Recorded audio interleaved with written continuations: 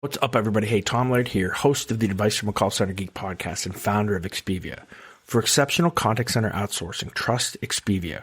We're fully AI-driven, as all of you know, and can handle voice, email, chat, and all of your digital channels. Our 600-seat USA contact center is expert in healthcare, financial services, insurance, tech support, retail, and more. Experts on the NICE CX1 platform, we ensure seamless customer experiences. DM me or visit expediausa.com for more. This is Advice from a Call Center Geek, a weekly podcast with a focus on all things call center. We'll cover it all from call center operations, hiring, culture, technology, and education. We're here to give you actionable items to improve the quality of yours and your customers' experience. This is an evolving industry with creative minds and ambitious people like this guy. Not only is his passion call center operations, but he's our host. He's the CEO of Expedia Interaction Marketing Group and the Call Center Geek himself, Tom Laird. Thank you, and welcome back, everybody, to Advice from a Call Center Geek. Again, my name is Tom Laird, the CEO of Expedia Interaction Marketing. I hope you enjoyed our new intro. We're really trying to up it here in 2019. We have a little bit of a pre-recorded outro as well for the end of the podcast as well. So trying to make this a little bit more professional. As you know, there's a little bit of a following for the geek now, and I'm excited for some of the little things that we're looking to add on here in 2019. So we've made it here. It's now the 9th of January, 2019. We've made it to episode 7. You know, looking back at that kind of first 5 or 6 episodes, we've covered a lot of territory, from, you know, looking at the reasons your contact center may be struggling, to some of the games that you can play, to you're really looking at how to handle and hire the best contact center associates based on culture, and taking a peek at your culture. So there's some really good stuff. I tried to really fill in those first 5 episodes with some things that I think can really help you right away. So getting to number 7 here in episode 7, what we wanted to start discussing was how to help your management team, right? How to help those middle managers, meaning the on-floor supervisors, the QA staff. How do we help those, you know, those individuals that are actually running the day-to-day operations of your call center? How do we make them be successful? Everything from management training, which we're going to discuss, to, you know, dealing with issues that arise on the contact center floor. And that's the theme of today, and for this episode of Advice from a Call Center Geek. So episode 7, we want to focus, and the title of this episode is When Good Times Go Bad, right? So we've talked a lot in the previous episodes on how to start your day right, and, you know, how to have a really good culture in your call center. Well, you know, that's all great, but we know that sometimes reality comes in, right? And issues do arise on a team. Supervisors might not be in the best of mood. An agent might not be in the best of mood. There could be little spats and little arguments that happen on a team.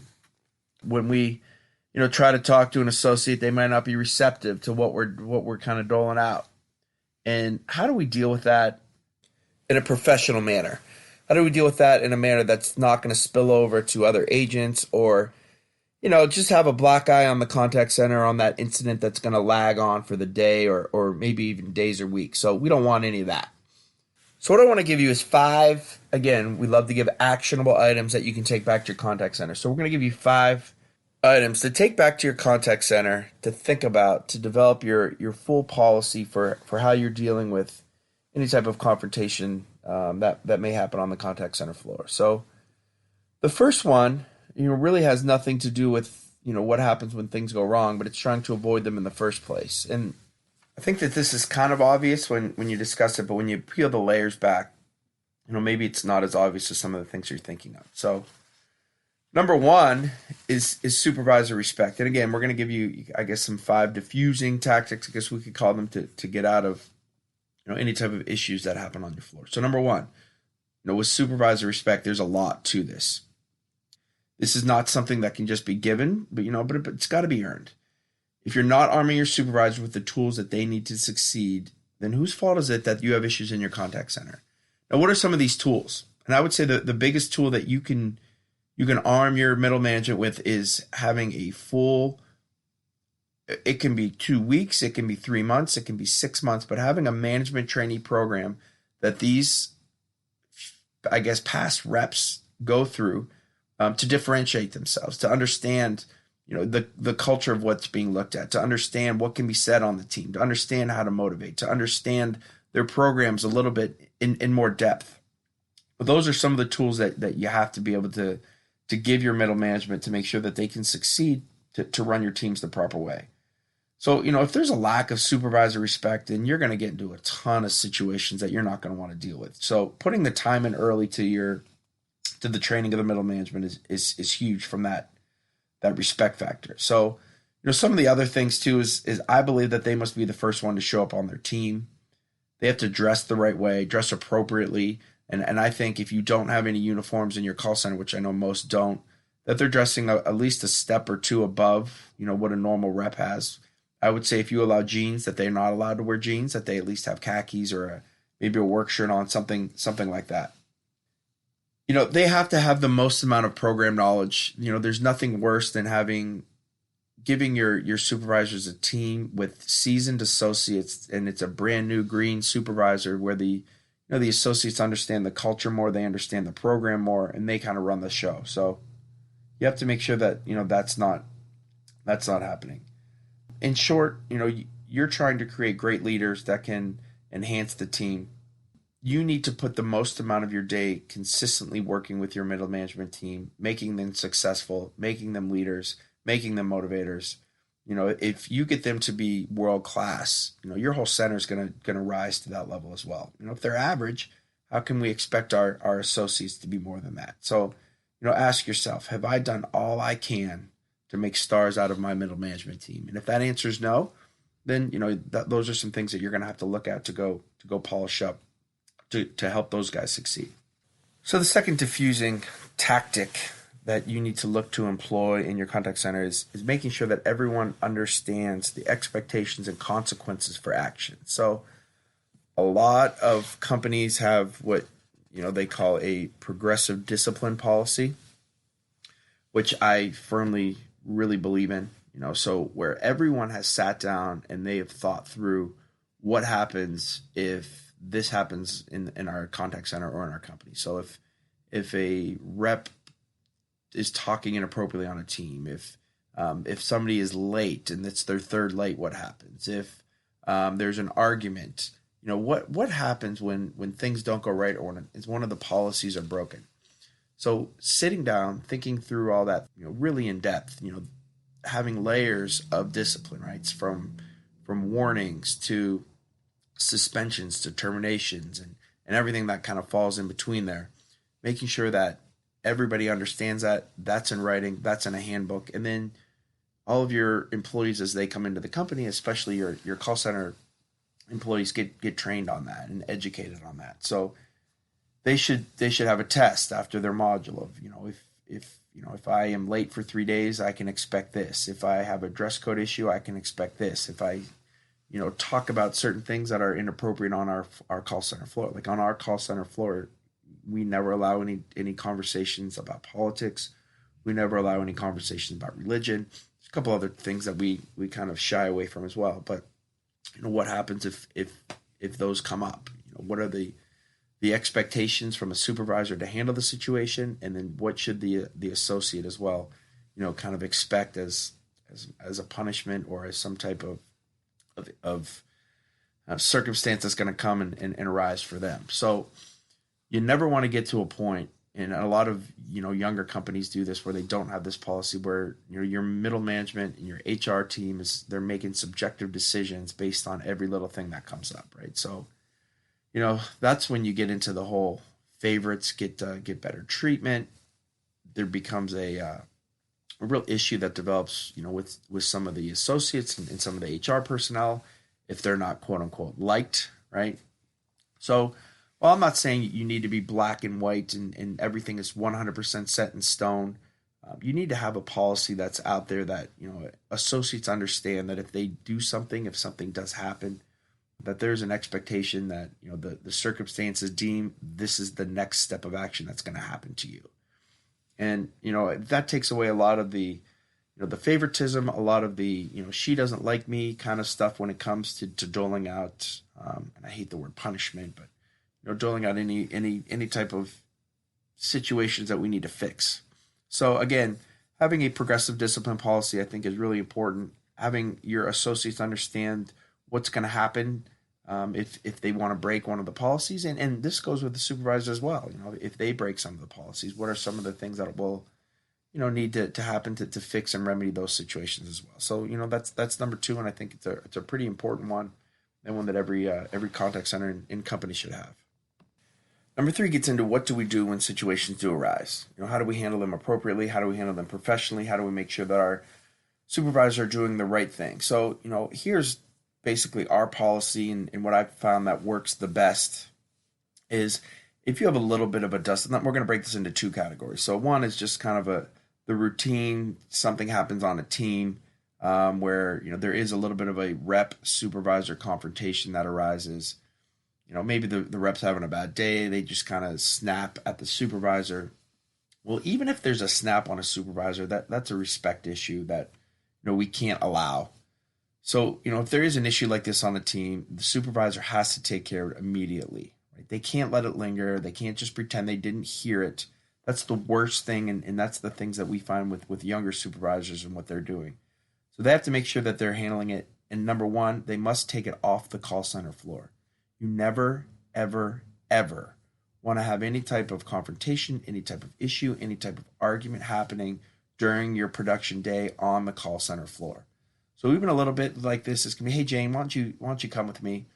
And maybe it rises to the level where you got to go to HR. Maybe just, rises to a level where we're going to go in with another one of our supervisors, so to have two supervisors and just in a room off the floor and just kind of talk it through, right? So make sure that, it gets documented. Make sure that, you as a call center manager understand and have your supervisors come to you when that happens so that it does get documented. But a lot of these times, maybe the worst thing that happens is the associate goes home for the day. We have them come in the next day, talk with them, they hash it out with the supervisor, and everybody kind of goes on their way because it's not that big of a deal. And that's the majority of these. So let's talk about what we do if we have a bigger blow up, right? Let's say if let's use some type of hypothetical, like there's a pushing match or a rep comes in and they're just having a horrific day. Maybe the supervisor's having a bad day, and they really get into it and they start yelling and screaming and the supervisor loses their head a little bit and there's an issue that happens on the floor. Well, you as the call center manager are going to know about it. You're going to come out onto the floor. And even as a supervisor, this is kind of good knowledge to have. So you're going to immediately, obviously, I don't want to say break it up, but you're going to remove both of those to different parts of the office. So get them off the call center floor, number one. Have them cool down. Ask them if hey, you need a Coke, you need something to drink. Do what you can. Sometimes that you won't even be able to get to that, but try to kind of just at least quell them a little bit. Don't take sides at this point. You have no idea what happened, so don't act like you do, because that'll just enrage both issues or both sides of the issue. So, the first thing is we're going to then go talk to one or the other. I think it's important to talk to the associate first, not to give them a benefit of the doubt, but kind of in their mind, they're getting the benefit of the doubt because you're talking to them first. Don't try to fix any issue. Don't say, well, you shouldn't have said that. Just take information, right? Just kind of find out what's going on, have them relax, have them calm back down, go to your supervisor who's in a different office, talk to them, find out what their kind of, their take on the whole issue was. I will tell you that 9 times out of 10, we take sides and we side with the supervisor and with our middle management because we believe that they're trained appropriately and that for the most of them, they're handling the situations as we would want them to handle it. Now, sometimes that 1 out of 10, they're in the wrong, right? And we're going to admit that they're in the wrong and they're going to go apologize and they're going to make sure that, that doesn't happen again. But, after we take as much information as we can, maybe we're looking at cameras in the room, those types of things, we're going to send, most of the time, we're going to send both those guys home for the day, let them cool off. Again, we'll have a little bit of a review with senior management, find out once we have all the facts, really what we want to do.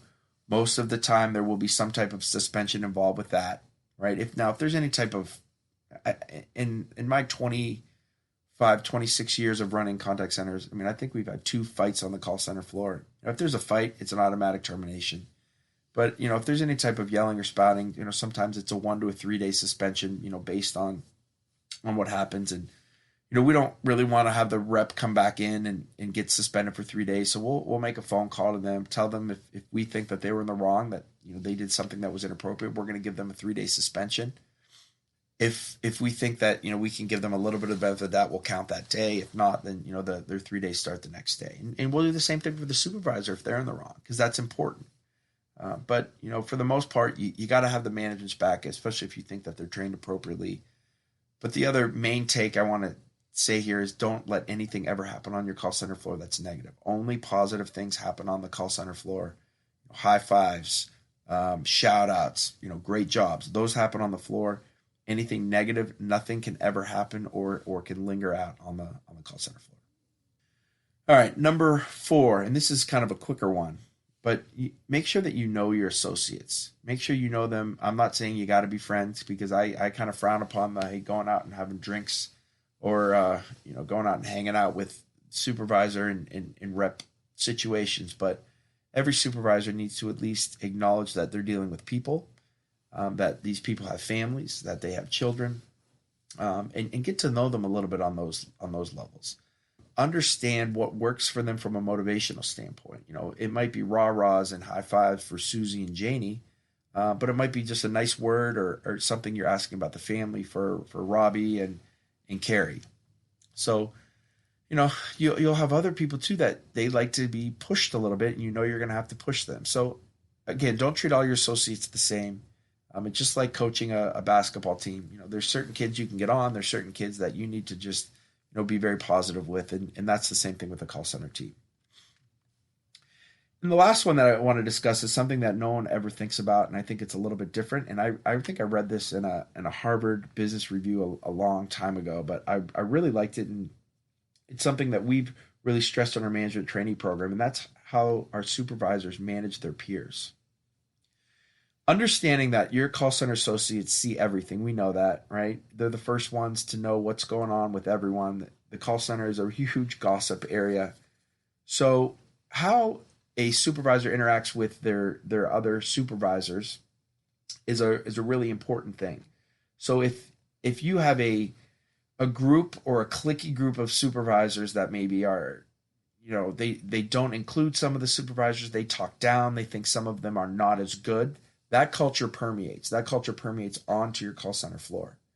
So you have to make sure that your management understands that how they treat each other goes a long way to how the reps are going to treat each other on their team, and how the reps are going to treat all the other supervisors, including themselves, on the team. So, making sure that there's a respect level, whether you like the person or not, that is your peer on the call center floor, is really important. It's not so much important that you got to be friends with them, but it's important from the aspect of the reps are going to see it. The reps are going to see that culture piece of how you interact. And if you interact in a negative way, they think that gives them a green light, whether subliminally or not, to be able to treat people the same way.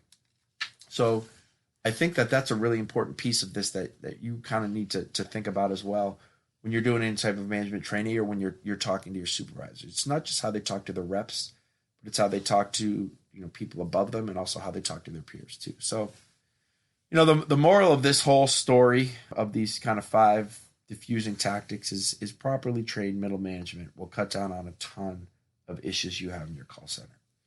So this will lead us into the next podcast, which we're going to discuss our management training program and kind of get deep into it. But, as for this episode, really think through some of the things that we discussed, from, having a progressive discipline policy to having people understand what is accepted, what is not accepted. And if something does arise, what are steps 1, 2, and 3 that are going to happen, right? So all that stuff needs to be trained and almost practiced and drilled upon to make sure that, you have the best run contact center.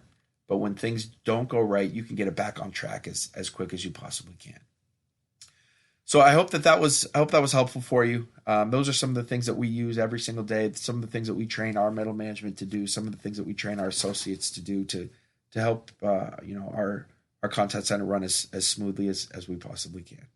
So again, thank you very much. We will talk to you here in a week Don't miss our next episode where we're going to discuss the actual management training program that we run here at Expivia that, it's come from about 20 years of trial and error. And I think it's something that you can use, or at least make sure that you're thinking about using in your contact center. Have a good one, everyone. This has been advice from a Call Center Geek. Thanks for listening. Subscribe to the show so you're the first to hear next week's episode. Jam-packed with actionable takeaways you can implement ASAP. Chime in with your thoughts on the episode on Twitter @from_geek and on Instagram @call_center_geek. Also, take a look at our contact center operations book by the same name, Advice from a Call Center Geek on Amazon. This podcast is sponsored by ExpeviaUSA.com.